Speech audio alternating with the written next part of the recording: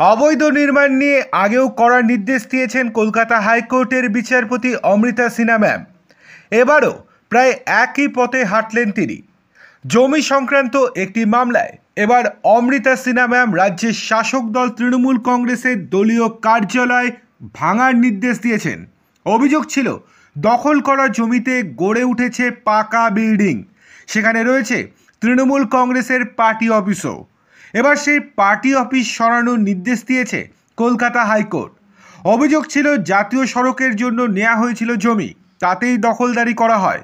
জমি দখল করে সেখানে তৈরি করা হয়েছে পাকা বিল্ডিং। তৈরি হয়েছিল তৃণমূল কংগ্রেসের পাকা বিল্ডিং। প্রথমে পূর্ত দপ্তর পরিস্থিতি নিয়ন্ত্রণে আনার চেষ্টা করে, কিন্তু জবরদখল মুক্ত করতে পারেনি।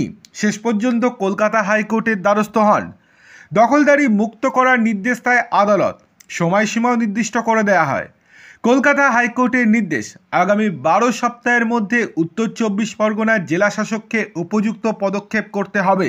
সূত্রের খবর, উত্তর 24 পরগনার বসিরহাটের মাটিয়া থানা এলাকায় কাকড়া মাউজার বাসিন্দা অভিযোগ করেন তার বাড়ির সামনে পূর্ত দপ্তর রাস্তা তৈরির জন্য জমি নিয়েছিল, কিন্তু সেই জমি দখল করেই তৈরি করা হয়েছে পাকা বাড়ি, তৃণমূলের পার্টি অফিস।